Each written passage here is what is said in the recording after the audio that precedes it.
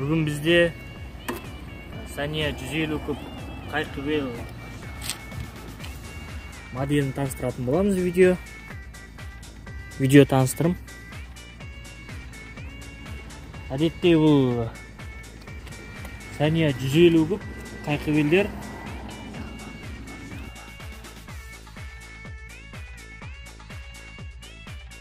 қызыл және көк екі түстен тұрады. Мотор штанговый мотор. Мына жерден қарасаңыз міне Саняның логотипі бар.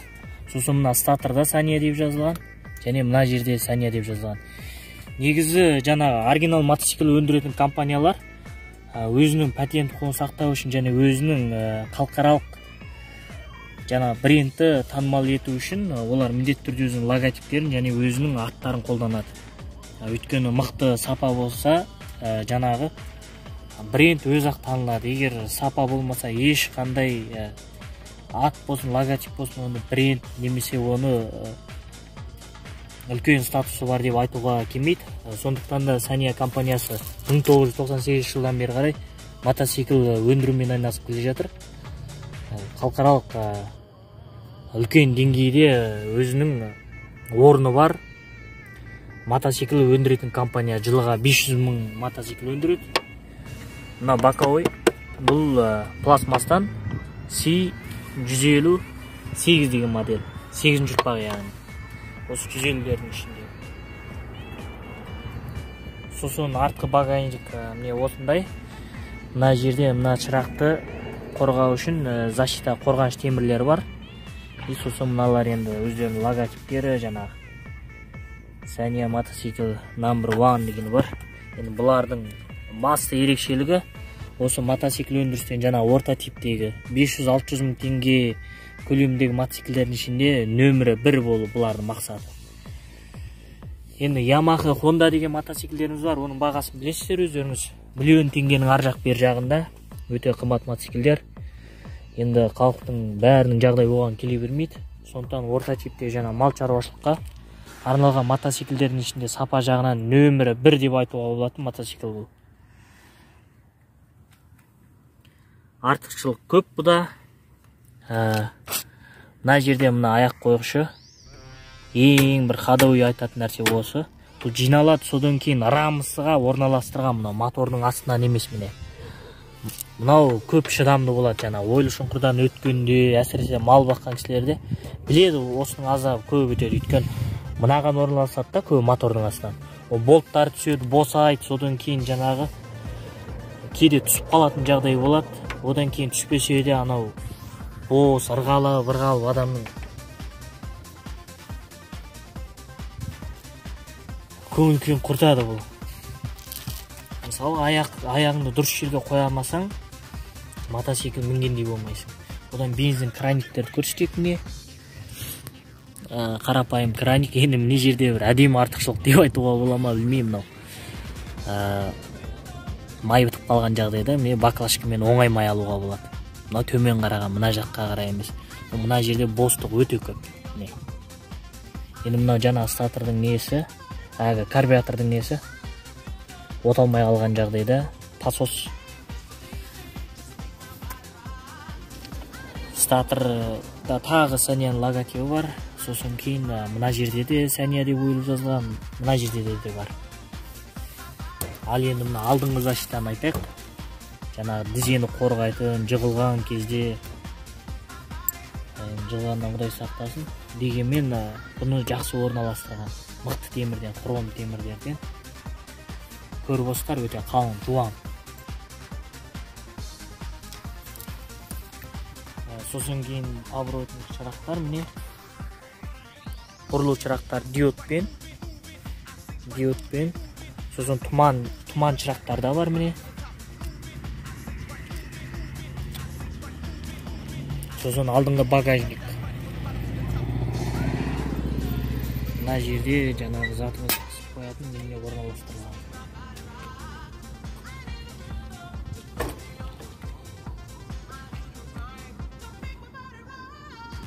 Енді мына жақтарын енді білесіздер, мотоцикл айдап жүрген кісілер түсінеді мүмкін. Бұнда жаңа кілтті мына жаққа қарай бұрасаңыз, бері қарай бұрасаңыз, алдыңғы шырақтар жанады. Сондай бір ұқсамайтын функциясы бар, міне. Алдындағы тұман шырақтар жанады, міне. Сосын кейін бұны көп кісілер ойлайды, бұда мойын құлпы жоқ деп. Жоқ, қателесесіздер. Мына кілтті аласыздар да, кілтті сорып аласыздар да, мына жерде мойын құлттайтын жері бар, міне. Үш жерден айырым құлттау болады. Бақке, сосын кейін мұнан бәріне бір кілт жүреді. Міне мойын құлтталды, міне. Мойынды осылай құлттауға болады. Ал енді мына жерде тағы бір артықшылықты айтып кетейін. Көп мотоциклде жоқ бұл. Мына сырты темірмен қоршалған. Мына жер пластмас болса, бұл пластмас түсіп тоқтамайды. Оны әбден білесіздер, осындай мотоцикл айдап көрген болсаңыздар. Ал бұл жерде темірден орналастырған. Және де Сәния деген логотиптері бар, және аты бар. Сосын щитоктың ішінде де міне Сәния деген бар. Ал енді скорость көрсететін мына жерде міне.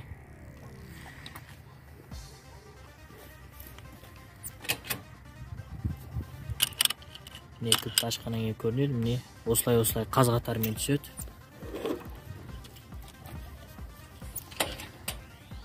Екі, үш, төрт, бес теңгейін бассаңыз, міне нейтралынкі дейма, соған түседі, міне скоростан шығады яғни. Скорост айналмалы скорост. Сосын мына болттарда өте жуаған әдемі болттардан орналастырған мойны. Бұның рамысы өте шыдамды, жаңағы классикалық түрлерге қарағанда бұның рамысы төзімдірек болады. Мініп көрген кісілер айта жатады бұның артықшылықтарын. Осы видеоның астына комментарий жазыңыздар. Сосын міне бала мінгестірсеңіз арт жаққа сүйеніш бар, орындығы бар өзінің. Бұл бір артықшылық.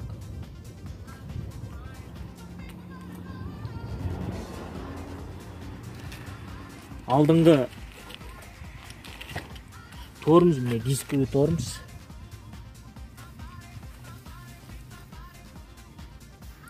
Алдының размері міне 2,75, 18, 275, 18.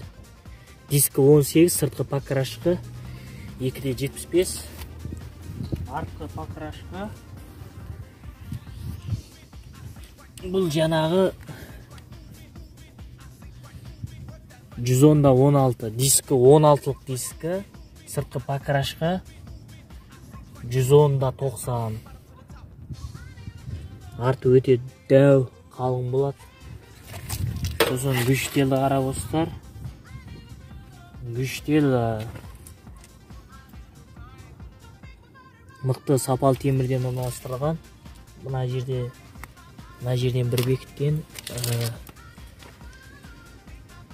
Сосын кейін алдыңғы жағы мындай.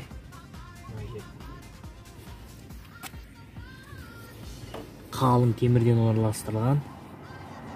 Түсіп қалу, босап қалу деген әңгіме жоқ. Енді мына аяқ қойғышты да өте әдемі орналастырған. Темірі сымды қалың.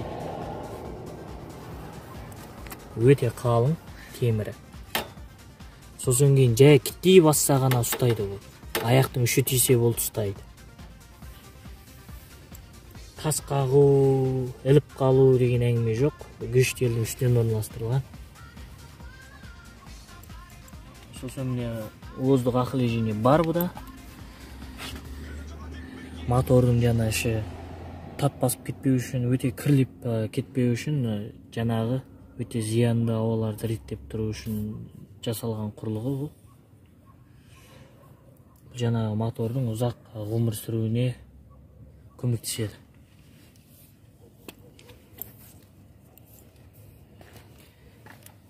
Сосын 150 кубтердің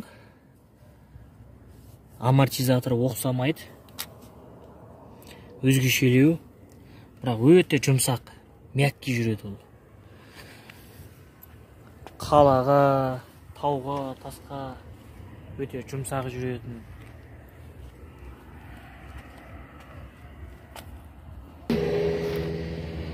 Сосын кейін айналар қарап отырсаңыздар, толықтай темір бұл.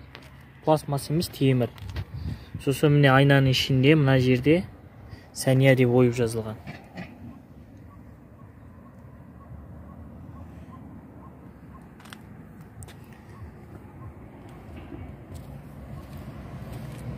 Мына жерде мына кнопкалары, бұда да Сәния деген логотип бар, және көрдіңіздер өзіңіз. Бұрылу шырақтары оңға солға. Сосын кейін шырақты астыға, үстіге бассаңыздар, алдыңғы шырақты үстіге және астыға түсіріп береді. Енді мынау сигналдыққа, енді мынау жаңа пасостыққа. Пасостыққа осылай қолмен тартасыздар. Енді мына жақтағы жаңағы дискі тормоздың майы бұл жер.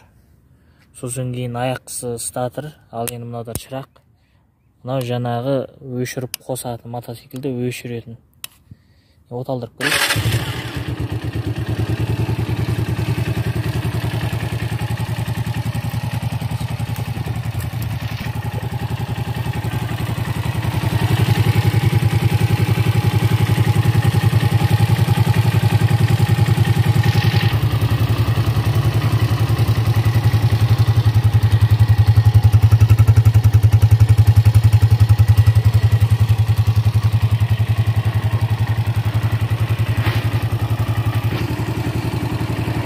Мына мен өшіреміз, мына қызылды басамыз, оңға қарай өшеді.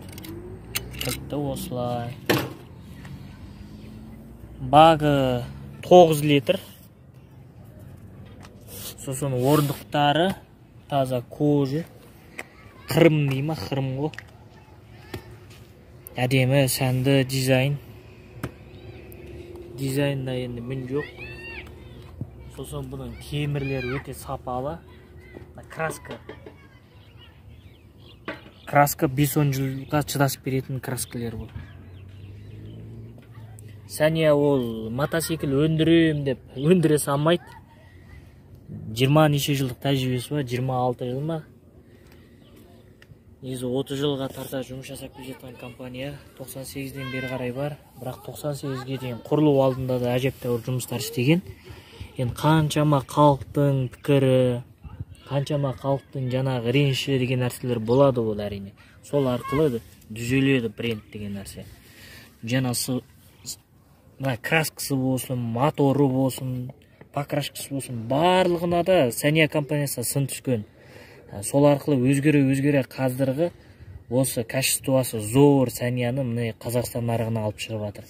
Егер де мотоцикл аламын, жақсы мотоцикл керек деп жүрген кісілер болса, не 2 жыл гарантиясы бар, нағыз халықаралық бренд, нағыз мықты сапасы бар, качествосы бар мотоцикл сіздерге ұсынып отырмыз. Енді талғам өздеріңізде, біреуге біз анан ал, мынан ал деп өттеуге ешкімде құқығы жоқ. Теуіп көрген кісілер біледі.